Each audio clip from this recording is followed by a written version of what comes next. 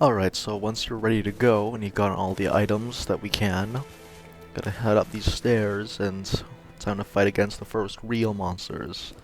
Because the skeletons and hollows don't really count. Yeah, what I did right there, that was it's what they call a parry in this game.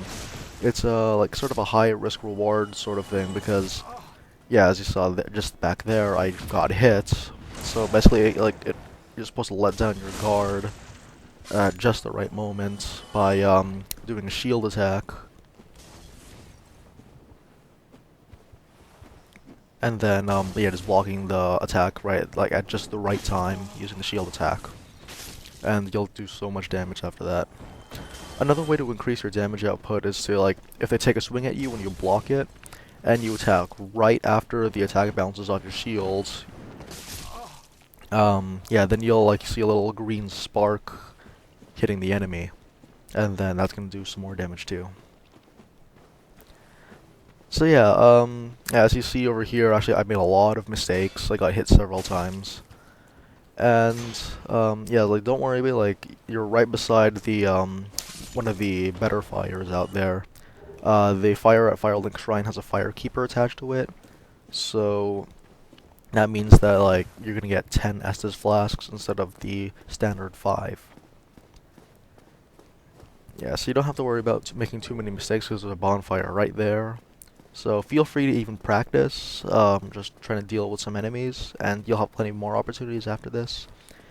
Um, Also, when you're being attacked by like fire bombs or you're feeling overwhelmed, like the best way to tackle a scenario is to sort of like kind of like remember who's there, and if you're facing something for the first time, the best thing to do is to like kind of go up and like see like the closest enemy that you can find, and then try to lure him out, and then like don't be afraid to fall back because you know it's your life on the line, so you don't need to risk anything because you're not trying to prove anything.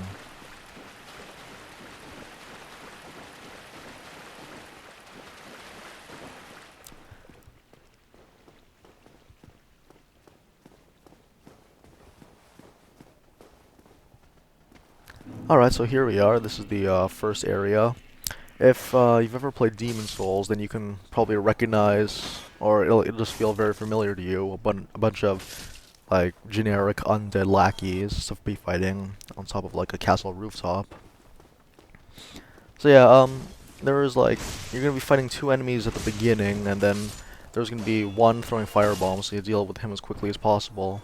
And then yeah, inside this building over here is gonna be one more guy, but like just so you know the locations of the guys, you'll be just fine. And yeah, also if you feel in any danger, again, just don't be afraid to run away. Or don't be afraid to fall back, because you'll give yourself a little bit more breathing room. Because you see over here, what the developers had in mind is sometimes they like kind of like they put you in closed spaces on purpose, and like you need all the advantage you can get. Okay, so what you're gonna see for the next couple of seconds is me trying to jump across, because I actually forgot if it was possible to jump across from here, but no, it's not. I even tried, you're about to see me try to take off my armor to make myself even lighter, but still doesn't work. You can only jump across it much, much later. Well, not much later, like not that much later, but like, you know what I mean, like later. So yeah, no clothes, light as possible, still can't make it. So yeah, just like let me try like one more time, and then I think we're gonna progress. And yeah. Yeah, also what's new to Dark Souls, other than Demon Souls, is the whole like ability to the ability to jump. So there's a lot of different opportunities to reaching new areas. While like you can jump to some places, while in Demon Souls you had to like, kind of fall to places, and yeah. So yeah, you're gonna counter a dragon or like a Hellkite Wyvern, but don't worry, it won't do any problems. And yeah, it's so yeah, this Undead Burg's a lot like the Bolitarian Palace actually. Like a bunch of it's just like it's easily like it's one of the easier stages or one of the simpler stages, but at the same time really challenging if you get overconfident or if you become reckless. So on this platform over here, you're going to encounter three melee users, and then on top of the tower in the distance, there's going to be a person sniping at you. So again, just fall back. Uh, like the guy with the arrows won't hit you unless like you're actually right on there. But then, what do you don't have to worry about people swinging swords at you? Or yeah, also there's a small opening, but like just make sure you don't just make sure you don't stay there for too long. Just be aware of where the arrow can go and where it can't go. And also the sniper has a little bit more health than uh, like any enemy that we've faced so far, I believe. Well, that wasn't a boss. And also the reason why there are two shield spear users over here. They'll always keep their shields up. Usually, um, like they're programmed a little bit differently in this game, but generally speaking, they usually take a swing after you hit them once or twice. But these guys, they continue to use their shields, so just kick them, kick their shields away, and then just finish them off with some light hits. Because I remember trying to do it with heavy hits, but I didn't have enough time. So yeah, again, I just always remember to fall back if you're low on health or you think you'll need more health. Yeah, try to figure out for yourself, like, what what amount of health is considered safe. Well now, you seem to have your wits about you.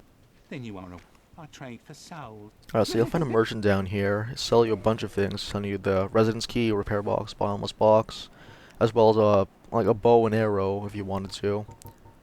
And yeah, it's the orange guy in soapstone, so you can drop hints for other players online. Some useful items here. Actually, a good thing to do is just to stick around in this area for a bit.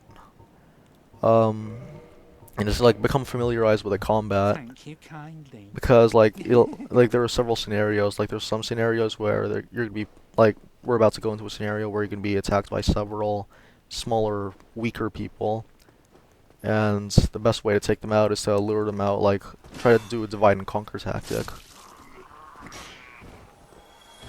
Yeah, and also make sure that you try to keep your shield up, and then learn the best times to lower your shield so you can recover stamina, all those good stuff. Hey, make a way up the ladder here. It's a small circuit. I used to think that this was a good trading spot, but then it's a lot better just to head towards where the boss is, and then not enter the door, but to just keep on going. Just to go back to the bonfire.